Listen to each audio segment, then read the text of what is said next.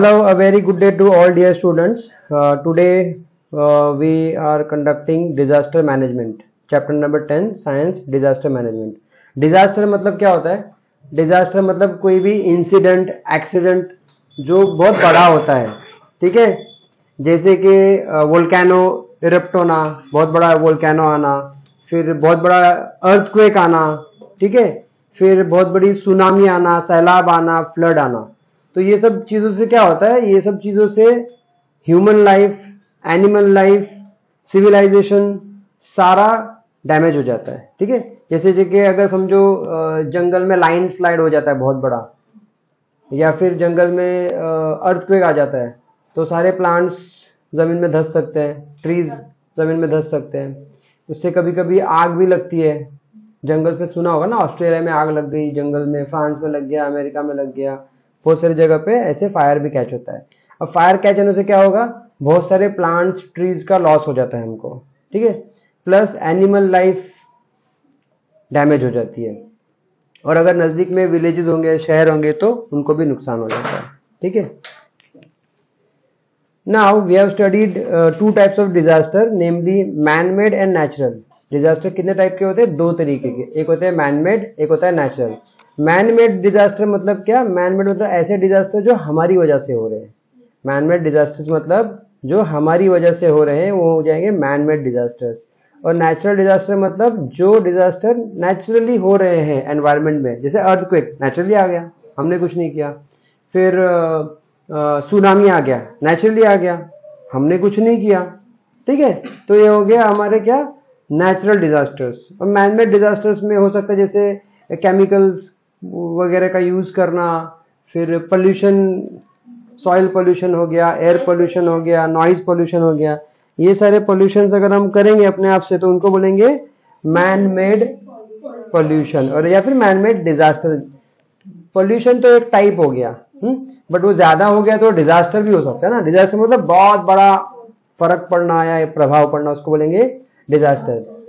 We can prevent certain disasters while it is necessary to take precautions in the case of some disasters. Natural and man-made disasters are related to each other. अब देखो, disaster natural हो या disaster man-made हो, उससे difference तो हमें ही पड़ेगा, impact भी हमारे ऊपर ही होगा, ठीक है? और डिजास्टर्स को हम एक हद तक कंट्रोल भी कर सकते हैं. और अगर कंट्रोल नहीं भी कर पाए, जो मैन-मेड डिजास्टर्स है जो हमारी वजह से हो रहे हैं, उसको तो हम रोक भी सकते हैं. जैसे प्लास्टिक को यूज करना बंद ही कर सकते हैं हम, बट हम नहीं कर रहे, ठीक है? गवर्नमेंट को सपोर्ट करना होगा, सिटीजन्स को भी सपोर्ट करना होगा. केमिकल के ऊपर भी बहुत सारा चीज कंट्रोल कर सकते हैं. वो बिजनेसमैन है वो भी कर सकता है, फैक्ट्री ओनर भी कर सकता है, गवर्नमेंट भी कर सकता है, सिटीजन भी कर सकते हैं, ठीक है? फिर नेचुरल मैनमेड डिजास्टर में कंट्रोल हम खुद कर सकते हैं और बहुत हद तक कर सकते हैं. बट जो नेचुरल डिजास्टर है उसमें हम प्रिवेंटिव एक्शन ले सकते हैं. प्रिवेंटिव एक्शन मतलब उससे कैसे बचा जाए, उसके ऊपर हम काम कर सकते हैं, ठीक है? फॉर एग्जाम्पल अगर हम लोग समझो अर्थक्वेक आता है तो हमें क्या करना होता है? हमें एक जगह पे रुकना होता है, हमें किसी टेबल के नीचे बैठना होता है, हैंड्स को बेंड करना होता है सर पे रख के, ठीक है? तो फिर अगर हम गाड़ी में हैं तो गाड़ी को किसी प्लांट या ट्री के नीचे नहीं रुकाना चाहिए, किसी इलेक्ट्रिक पोल के नीचे नहीं रुकना चाहिए, ठीक है? तो सेफ जगह ढूंढ के हम उसको प्रिकॉशनरी मेजरमेंट ले सकते हैं. Natural disasters such as famine, lightning strike, cloudburst, storms etcetera occur due to change in the weather, ठीक है? अब देखो, फेमाइन मतलब क्या? सूखा पड़ना, पानी की कमी, है ना, वो सब फेमाइन में आता है, ठीक है? लाइटनिंग स्ट्राइक्स मतलब जो बिजली कड़कना, बिजली का गिरना, उसको बोलेंगे लाइटनिंग स्ट्राइक्स. क्लाउड बर्स्ट मतलब बारिश एक जगह पे बहुत ज्यादा हो जाती है, मतलब बादल का फट जाना. समर में जमीन जब गर्म रहती है, बारिश पड़ती है तो उसका वो ऊपर से हीट, तो उससे वो हो जाता है क्लाउड बर्स्ट. हाँ, वेरी गुड, टेक्निकल आंसर बराबर दिया इसने. मतलब जब बारिश होती है ना तो हीट इतनी होती है कि वो जो पानी नीचे गिर रहा है बारिश का, वो तुरंत वेपर बन के उसी क्लाउड में चला जाता है. और क्लाउड में अगर फिर से भाप बन के चली गई तो क्या हो जाएगा ना, क्लाउड में वहीं पे कंडेंसेशन होगा, वहीं पर क्या होगा, स्टीम का फिर से वाटर में कन्वर्जन होगा और वो क्लाउड हेवी हो जाएगा. तो क्लाउड इतना हेवी हो जाएगा कि वो उसके कैपेसिटी से ज्यादा हो जाता है, तो क्या हो जाता है वहीं कहीं फट जाता है, मतलब वो फूट जाता है, तो उसी जगह पे एट द सेम स्पॉट सारा पानी वो गिर जाता है, उसको बोलेंगे क्लाउड बर्स्ट। और स्टॉर्म मतलब तूफान। There is a possibility to damage the property in which such natural calamities, ठीक है, तो ऐसे सारे सिनेरियोज में डैमेज होने का बहुत चांसेस है। जैसे कि एक ही गांव के ऊपर अगर इतना बड़ा बादल फट गया तो वहीं के वहीं सैलाब आ जाएगा, या शायद किसी का घर डैमेज हो जाएगा, बिल्डिंग्स डैमेज हो जाएंगी, ठीक है, कुछ एनिमल्स भी मर सकते हैं। हाँ, केदारनाथ में भी क्लाउड बर्स्ट हुआ था रिसेंटली, करेक्ट है, बहुत जगह पे हुआ है, हम देखते हैं आए दिन होते रहता है। famine the condition that arise due to long term and severe scarcity of food grains, खाने की कमी, पानी की कमी को क्या बोलेंगे, famine कहेंगे, ठीक है ना। इंडिया में थोड़ा कॉमन है कि खाने पीने की, फूड की कमी हो जाती है बहुत सारे इलाकों में, हम तो शहर में रहते हैं, सो मुंबई में रहना तो बहुत आसान है, like we easily get water, पानी अगर पाइप से नहीं भेजा गया तो टैंकर तुरंत आ जाता है, ठीक है, या कहीं और से भी पानी का इंतजाम हो जाता है। बट जो रिमोट एरियाज है, रिमोट एरियाज मतलब जहाँ पे चीज़ों की फैसिलिटीज कम है, ट्रांसपोर्टेशन कम है, वहाँ पे पानी का मिलना आसान नहीं है।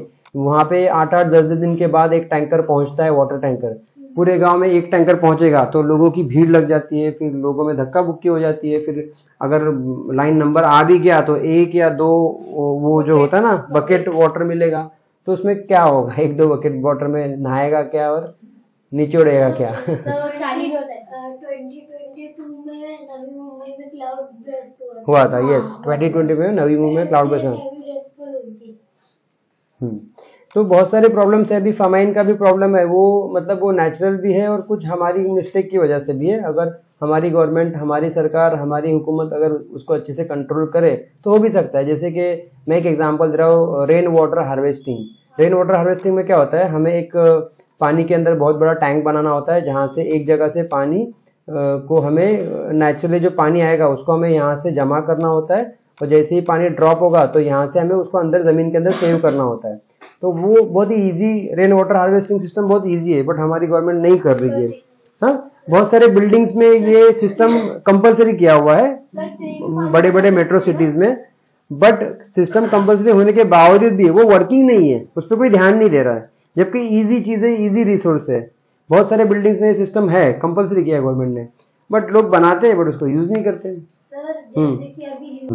कॉजेज ऑफ फमाइन, फमाइन क्यों होता है, सूखे की वजह से। बहुत दिन बारिश नहीं हुई, पानी नहीं हुआ तो क्या हो जाएगा, सूखा पड़ जाएगा। सूखा पड़ जाएगा तो फमाइन की कंडीशन क्रिएट होती है। Heavy rains and flood, crop getting washed away और डैमेज इन द फ्लड। अगर बारिश नहीं हुई तो सूखा पड़ सकता है, लेकिन ज्यादा बारिश हो गई तो फसल बर्बाद हो जाएगी, तो हमें खाना पीना दाना कहां से मिलेगा, ठीक है, तो उसको बोलते हैं ड्राफ्ट, ठीक है।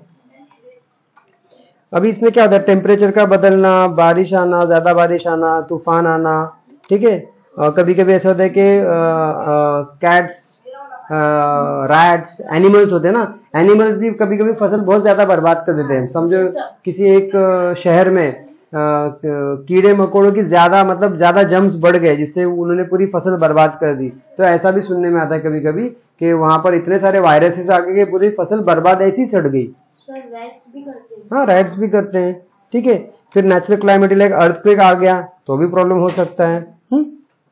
या फिर समझो फसल बन गई, हाँ, लेकिन ट्रांसपोर्टेशन इशू हो गया उसी वक्त। समझो कुछ इलेक्शन थे या कुछ ऐसा गवर्नमेंट का कुछ फंक्शन था या जो भी था, या कोई इवेंट था 2-4 महीने का, इलेक्शन का टाइम है, जैसे अभी 2024 में भी इलेक्शन आ रहा है, हो सकता है उस टाइम पे पेट्रोल की प्राइस बढ़ जाए, या फिर ट्रांसपोर्ट वालों का स्ट्राइक हो जाए 2-2 महीना, 3-3 महीना, तो भी फसल अगर बन गई, निकाल के रख दी, अब मंडी तक बेचेंगे कैसे, तो भी प्रॉब्लम हो सकता है, ठीक है। अब थोड़ी बहुत है तो बात अलग है, लेकिन अगर बहुत सारे हजारों टन फसल की है तो फिर कैसे करें, ठीक है, तो फिर वो लॉस हो जाता है, खराब हो जाते हैं। कुछ कुछ फसल तो है कि बाबा चलो 2 महीना 3 महीना रख भी सकते हो, बहुत सारी क्रॉप ऐसी कि जिसको तुरंत बेचना पड़ता है। अब समझो फ्रूट्स है, सब्जियां है, उसको हम थोड़ी ना 1 हफ्ता रख सकते हैं, खत्म, खराब हो जाएगी तुरंत। ऑलरेडी हिस्टोरिकली बहुत सारे रिकॉर्ड्स है जहाँ पे ड्राफ्ट और फेमाइन की वजह से बहुत सारे लोगों की मौत भी होती है, ठीक है। Are we responsible for famine? क्या हम फमाइन के लिए हम रिस्पॉन्सिबल है क्या? Water shortage is increasing day by day. पानी की कमी क्या है, दिन ब दिन बढ़ती जा रही है। क्यों? क्योंकि रेनफॉल और पॉपुलेशन। रेनफॉल तो पहले जितनी हो रही थी उतनी हो रही है, लेकिन पॉपुलेशन बढ़ रही है। रेनफॉल पहले जितनी हो रही थी अभी भी उतनी हो रही है। ऐसे तो नहीं ना कि पहले 1 करोड़ लोग थे अभी 1000 करोड़ लोग हो गए। तो इंडिया में समझो पहले 100 करोड़ लोग थे, ठीक है, तो बारिश हो रही थी 4 महीना। अभी इंडिया में 200 करोड़ लोग हैं, 100 करोड़ के 200 करोड़ हो गए।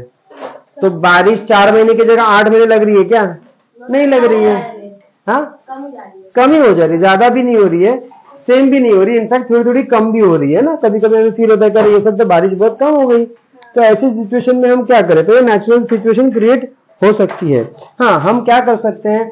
हम ये कर सकते हैं कि पानी का इस्तेमाल सही से कर सकते हैं, पानी वेस्ट नहीं करना वगैरह वगैरह, ये हम प्रिकॉशंस ले सकते हैं। ओके, अब देखो फूड ग्रेन में भी बहुत सारा प्रोडक्शन है, मतलब जितनी फसल पहले उगती थी अभी ज्यादा उग रही है। कैसे उग रही है? क्योंकि हम केमिकल्स, पेस्टिसाइड्स का यूज कर रहे हैं, फर्टिलाइजर्स का यूज कर रहे हैं।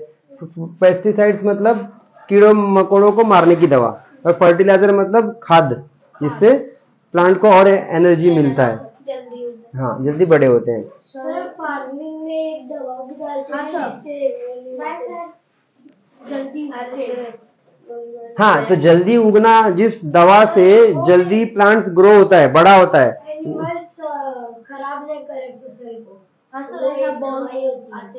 हाँ वो अलग चीज है। बट फर्टिलाइजर मतलब ऐसी दवाई, ऐसा खाद जिससे जमीन को और मजबूती मिले और हमें ज्यादा न्यूट्रिएंट्स मिले प्लांट्स को, उसको बोलते हैं फर्टिलाइजर। और पेस्टिसाइड्स मतलब ऐसी दवाई जिससे कीड़े मकोड़े मर जाएं, ठीक है।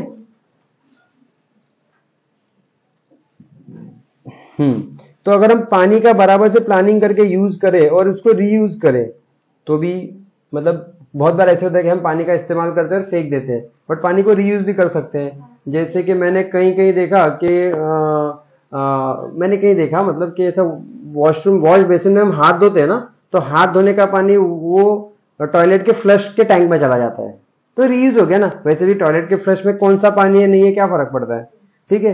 तो वॉश बेसिन से हम पानी जो हाथ धो रहे हैं वो सीधा अगर हम डायरेक्टली ड्रेन कर दें तो पूरा ही वेस्ट हो गया। लेकिन फ्लश टैंक में अगर जाएगा वॉशरूम के तो 2 बार यूज हो रहा है। तो ऐसे बहुत सारे तरीके हैं उसको रीयूज करने के। फिर रेन वाटर हार्वेस्टिंग जो मैंने बताया कि पानी को हम स्टोर करेंगे, सब बिल्डिंग के नीचे बड़ा टैंक होता है जहाँ पे पानी स्टोर हो सकता है, बट वो नहीं यूज कर रहे लोग, वो अलग बात है। यहाँ पे हार्वेस्टिंग ऑफ लोकल लेवल एक लिखा हुआ है पॉइंट, वो वही है, ठीक है। Large scale plantation of trees and prevention of deforestation, मतलब हम सोच सकते हैं कि चलो हर साल हमें हर एरिया, हर डिस्ट्रिक्ट, हर तालुका या हर विलेज अगर ये सोचे कि सब मिलके हर साल हम 1000 प्लांट्स करेंगे, न्यू प्लांटिंग करेंगे, और कटिंग है, डिफॉरेस्टेशन है, वो उसको रोके, और प्लांटिंग है उसको बढ़ाएं, तो हर साल अगर हम 1000 ट्रीज लगाने का सब लोग डिसीजन ले तो yes we can control it to the good level.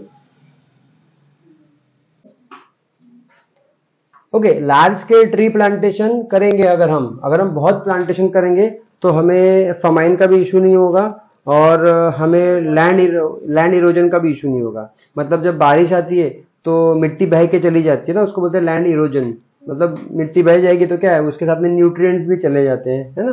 तो लैंड इरोजन भी नहीं होगा और फमाइन भी नहीं होगा अगर हम लोग प्लांटेशन करें तो।